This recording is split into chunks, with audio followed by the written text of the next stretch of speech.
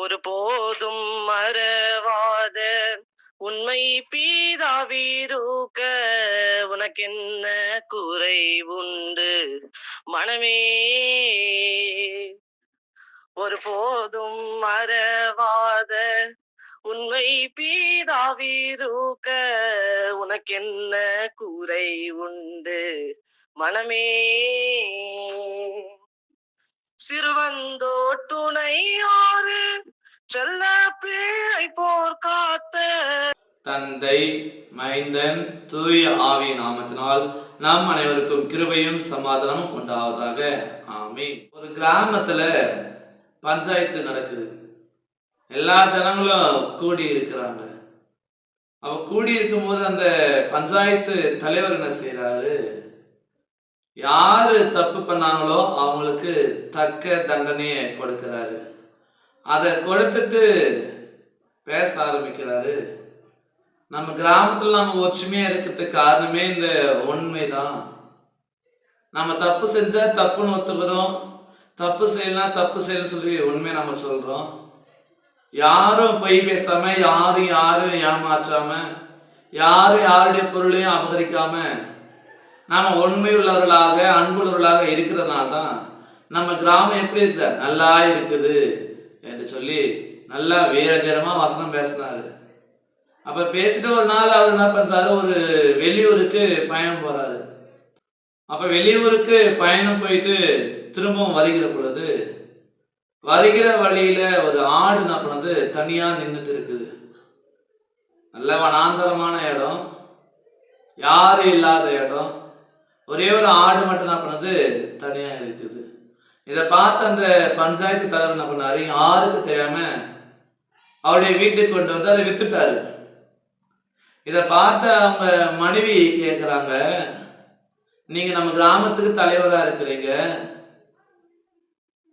பஞ்சாயத்து சரியா செய்றீங்க, அன்னைக்கு பஞ்சாயத்தோட அவ்வளோ நல்லா பேசுனீங்க, உண்மையா இருக்கணும் உண்மையா இருக்கிறீங்கன்னு சொல்லிட்டு நல்லா பேசுனீங்க.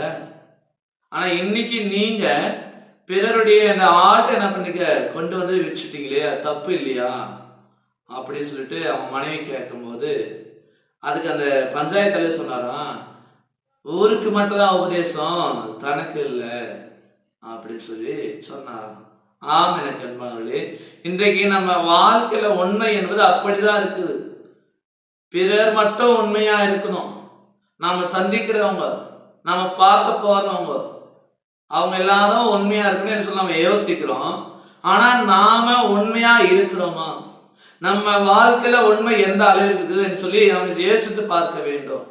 ஏசான சொல்றாரு, பிறர் உங்களுக்கு என்ன செய்ய வேண்டும் என்று சொல்லி நீங்க சிந்திக்கிறீர்களோ முதலாவது அதை நீங்க செய்யுங்க. மற்றவங்களுக்கு என்ன செய்ய சொல்லி யோசிக்கிறீங்களோ அதை நீ பிறருக்கு செய்ய சொல்லிட்டு ஏசான சொல்றாரு. ஆனா நாம என்ன செய்யறோம், பிறர் மட்டும் நம்ம கிட்ட உண்மை பேசணும், பிறர் மட்டும் நம்ம கிட்ட உண்மையா நடக்கணும், பிறர் மட்டும் நம்ம கிட்ட உண்மையுள்ளவர்களாக இருக்கணும். ஆனா நானு பிறருக்கு உண்மையா இருக்கணும்னா இல்ல கேட்டா அதான் அரசியல், அதான் பழகி தெரிஞ்ச பிள்ளைன்னு சொல்றது. எது பிறர் நம்ம கிட்ட உண்மையா இருக்கணும்னு எதிர்பார்க்குறது, ஆனா நாம பிறர்கிட்ட உண்மையா இல்லாதது இது பழகி தெரிஞ்சு சொல்லிட்டு சொல்றோம். ஆனா அது பாவம், அது தவறு. உண்மையாக இருக்க வேண்டும் என்று நினைத்தால் முதலாவது நாம் என்ன பண்ணணுமா, உண்மை உள்ளவர்களாக நாம் இருக்க வேண்டும். இயேசு ஆண்டவர் பிதாவாகிய கடவுள் அவர் உண்மை உள்ளவராக இருக்கிறார், உண்மை உள்ளவராக இருந்தார். அப்போ அவருடைய பிள்ளைகளாகி நாமும் கூட உண்மை உள்ளவர்களாக இருக்க வேண்டும், அந்த உண்மையில நிலைத்திருக்க வேண்டும். சில வேளை நாம் என்ன பண்றோம், ஒரு ஆபத்து வரும்போது, ஒரு பிரச்சனை வரும்போது நம்ம அந்த உண்மையை விட்டு விலகிட்டு தீமையின் பக்கமாக நாம் போய் விடுகிறோம். நாம் அப்படி செய்யக்கூடாது. நன்மையோ தீமையோ வாழ்வோ சாவோ எதுவா இருந்தாலும் கடைசி வரைக்கும் நாம் என்ன செய்ய வேண்டும், உண்மை உள்ளவர்களாக இருக்க வேண்டும், இல்லையா? இயேசு ஆண்டவர் அந்த சிலுவை பாடு மனத்தை சுமக்கின்ற வேலையில அவர் ஒரு வேலை நினைச்சிருந்தா, நானு கடவுள் ராஜ்யத்தை பிரசங்கம் செய்யல, ராஜா நான் சொல்லல என்று சொல்லி அவர் பொய்யை சொல்லி என்ன பண்ணிக்கலாம், தப்பித்திருக்கலாம். ஆனா ஏசனர் அப்படி செய்யல. காரணம், அவர் வந்ததின் நோக்கம் கடவுளுடைய ராஜ்யத்தை பிரஸ்தாபப்படுத்துவதற்கு தான். அவர் வந்தது அவர் ஆளுகை செய்வதற்கு தான். அவருடைய ஆளுகை இந்த உலகத்தின் அதிகாரத்துக்கு, இந்த உலகத்திற்கு அப்பாற்பட்ட அதிகாரம். அப்ப இயேசு ஆண்டவர் மரணம் வரைக்கும் கடைசி வரைக்கும் உண்மை உள்ளவர்களாக இருந்தார். அப்போ அவரை பின்பற்றுகிற, அவரால் மன்னிக்கப்பட்ட நாமும் கூட என்ன செய்ய வேண்டுமா? கடைசி வரைக்கும் நாமும் உண்மை உள்ளவர்களாக இருக்க வேண்டும். அதான் நம்ம வேதத்தில் நாம் பார்க்கிறோம். யோவானின் தரிசனம் 2ஆம் அதிகாரம் 10வது வசனத்தின் கடைசி பகுதி இப்படியாக சொல்கிறது, மரண பரியந்தம் உண்மையாயிரு, நான் உனக்கு ஜீவ கிடத்தை அருளுவேன். ஆம் எனக்கு அன்பானவர்களே, மரண பரியந்தம் கடைசி வரைக்கும், இயேசுவினுடைய 2ஆம் வருகை வரைக்கும் நாம உண்மை உள்ளவர்களாக இருக்க வேண்டும். பிறர் நம்ம கிட்ட உண்மையா இருக்குன்னு சொல்ல வைக்க எதிர்பார்க்கிறோம். ஆனா நாம பிறர்கிட்ட அப்படி இருக்கிறோமா? இல்லை. இனி மனம் மாறுவோம். நாமும் கூட பிறரிடமா உண்மையா இருப்போம். வேலை செய்கிற இடத்துல, படிக்கிற இடத்துல, போகிற இடத்துல, நண்பர் இடத்துல, உறவர் இடத்துல, திருச்சபையில் எல்லா இடத்துலையும் நாம உண்மை உள்ளவர்களா இருப்போம். ஏன்னா கடவுளுடைய பிள்ளைகள், இயேசுவினால மன்னிக்கப்பட்டவர்கள், இயேசுவினால மீட்கப்பட்டவர்கள், இயேசுவினால ரட்சிக்கப்பட்டவர்கள். எனவே நாமும் கூட என்ன செய்ய வேண்டும்? உண்மை உள்ளவர்களாக கடைசி வரைக்கும் நாம வாழ வேண்டும்.